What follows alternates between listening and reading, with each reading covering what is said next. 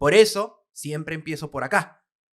Quiero retrotraer el tiempo, probablemente a cuarto, quinto de secundaria, donde tiene la importante decisión crucial en la vida de muchos adolescentes, o tal vez más adelante, usted nos lo aclarará, de elegir una carrera universitaria o incluso tal vez elegir trabajar. Así que ahí viene nuestra primera duda. ¿Cómo usted termina eligiendo en esa época escolar, cómo termina eligiendo la carrera de Derecho? Wow, me pones en un escenario ya hace muchos años. Ya pinto, bueno, no pinto canas, pero ya tengo canas. Em, yo creo que en aquellos años no había esta capacidad de que tienen los jóvenes de tener una mayor posibilidad de elegir. Yo te estoy hablando en inicios de los años 90, finales de los años 80, obviamente, en donde no había el Internet. El acceso a la información se restringía simplemente a lo que eran los medios tradicionales de comunicación, y te estoy hablando de tal vez una o dos emisoras televisivas en provincia. Yo vivía en Arequipa en aquellos años, y la información que te podían dar tus padres, ¿no? Entonces creo de que derecho fue algo que tal vez, me quiero ubicar en aquellos años, me logro identificar, ¿no? Porque creo que el derecho era esa herramienta que uno tiene para procurar tener una sociedad más justa. Seguramente me vas a preguntar de la época universitaria, y yo recuerdo en la universidad, ya siendo estudiante de derecho en los últimos años, tenía un grupo de amigos que hicimos una asociación, se llamó Asociación Libre Pensamiento Jurídico, que se dedicaba a escribir artículos sobre la forma como veíamos nuestra carrera universitaria en la facultad de Derecho. Y escribí un artículo que se titulaba El viejo profesor, en donde concluía señalando de que el derecho es un arte con el cual podemos hacer una mejor justicia. Y creo que cuando estaba en el colegio, tratando de ubicar mi vocación, creo que el derecho se acercaba a eso que tal vez buscaba, es decir, esta carrera que me permite tener una sociedad más justa en la que podía vivir. De su respuesta, noto bastante la repetición de la palabra justicia, por lo que me parece entender, usted ahí fue bastante influenciado por este concepto, por esta idea que usted en ese momento tenía y que por supuesto ha ido construyendo en el tiempo, ya que es una pregunta que a veces nunca se termina de responder. Y ciertamente me entra la curiosidad si usted tal vez tuvo la influencia de alguno de sus padres, la influencia de algún maestro, la influencia de algún orador, de algún político o alguien o algo que usted pueda ver y que tal vez no lo inclina hacia el derecho, sino hacia esa importancia de la justicia. Obviamente creo que el padre, ¿no? Mi padre fue una figura muy importante en mi crecimiento, pero también ubícate en aquellos años en que nuestro país vivía una situación de dificultad, eh, los inicios de los años 90, eh, el golpe de Estado, muchos derechos que se iban afectando.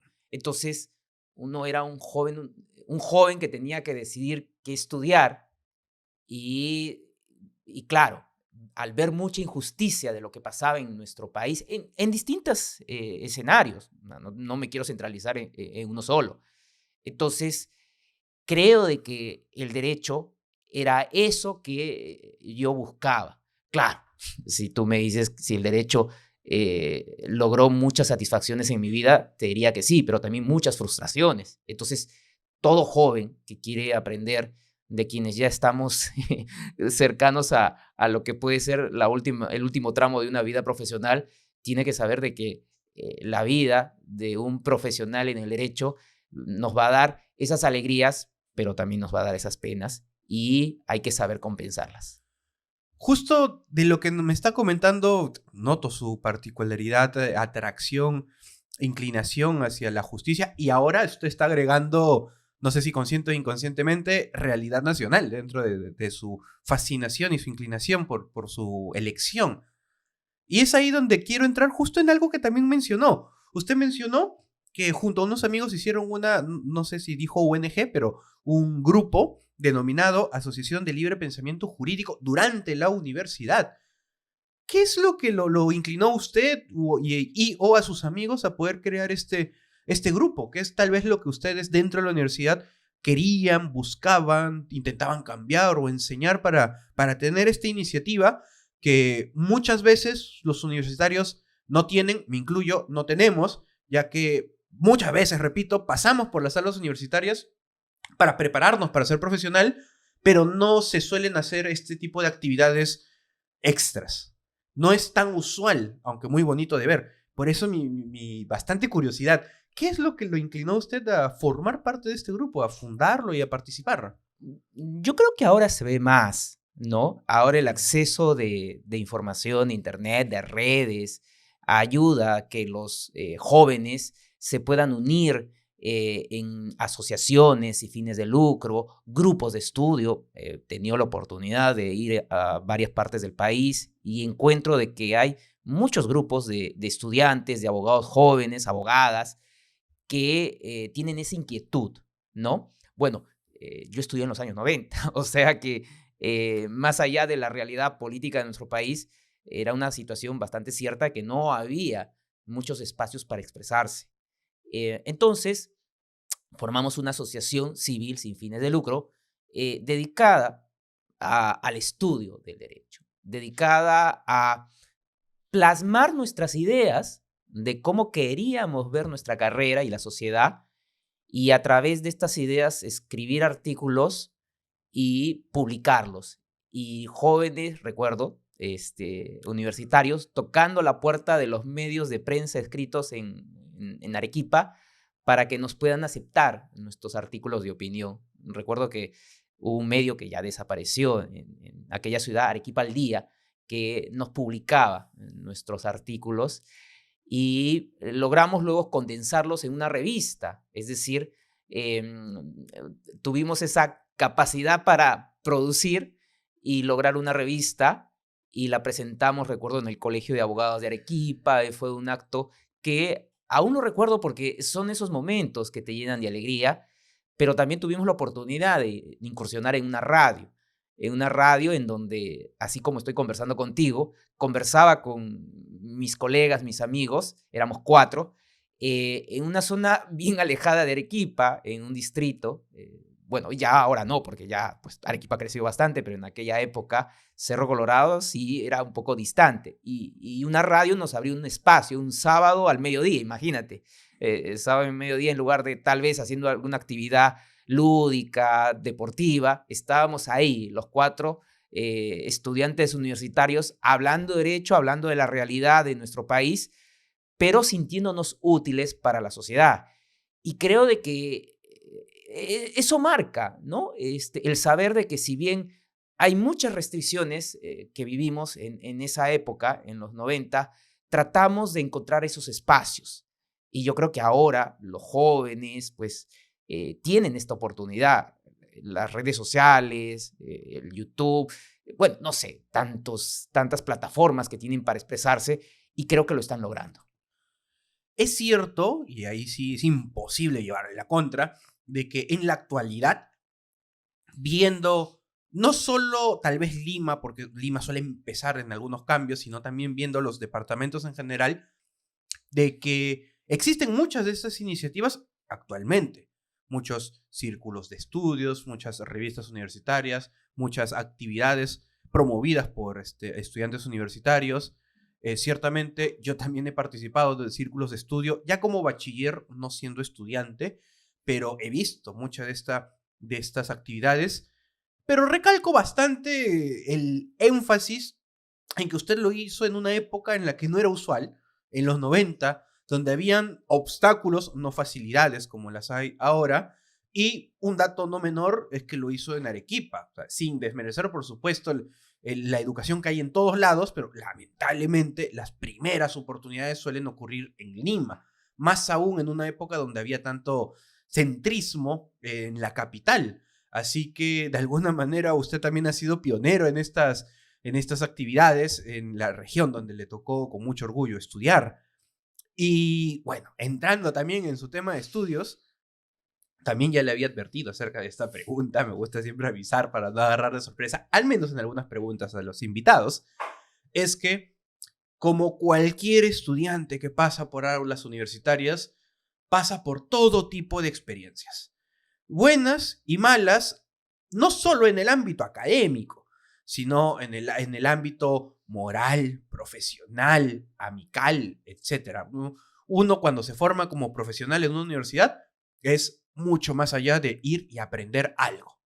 Así que quiero preguntarle si dentro de toda la vida universitaria que usted ha tenido, por supuesto, independientemente de este grupo de Asociación de Libre Pensamiento Jurídico, que ya nos lo mencionó, pero aparte de este grupo, si usted en algún momento de su vida profesional, perdón, su vida universitaria, tal vez en primeros ciclos, tal vez a mitad de carrera o tal vez al final, usted recuerde con cierto cariño o tal vez con cierta cólera alguna anécdota que pueda tener, no sé si con sus amigos, con su profesor, algún obstáculo laboral que haya podido tener, no sé si nos pudiera compartir alguna de sus vivencias universitarias. Claro, hay muchas, pero un poco complementando lo que acabas de decir, no éramos el único grupo allá en la ciudad de Arequipa, pero tal vez tratábamos de tener como objetivo una visión distinta de cómo ver el derecho. Claro, porque habían los grupos que hacían política universitaria y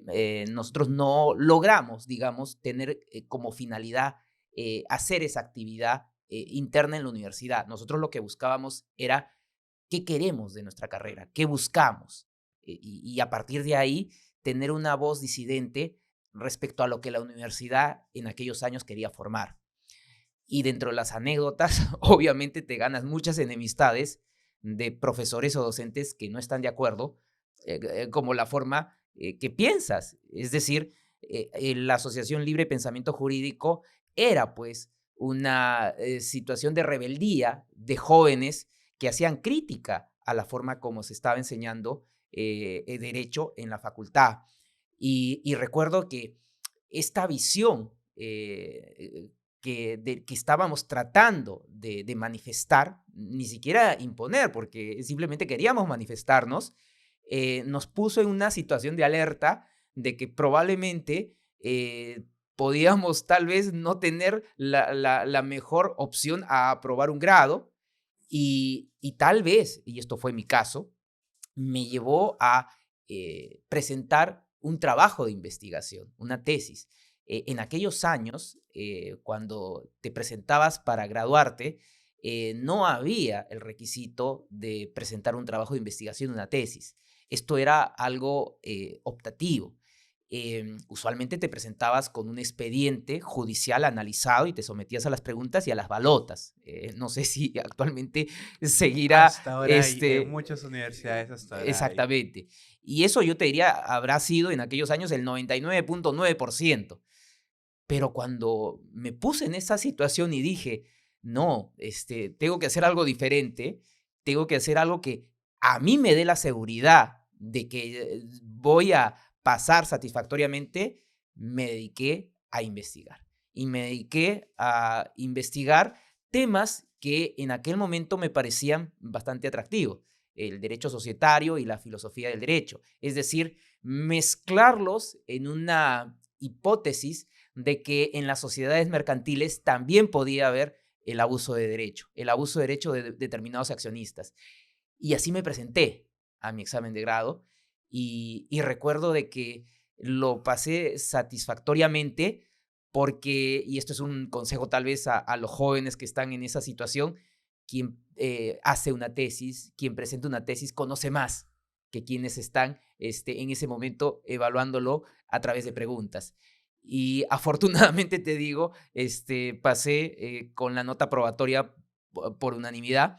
Esperaba tal vez una mención honorífica, bueno, algo un poco mejor, porque era un trabajo de investigación después de muchos años en la Facultad de Derecho, pero bueno, se logró el objetivo, el poder saber de que estaba probando con lo que me sentía útil y que creí que era algo beneficioso para mí y un trabajo de investigación que se lo presenté a la universidad.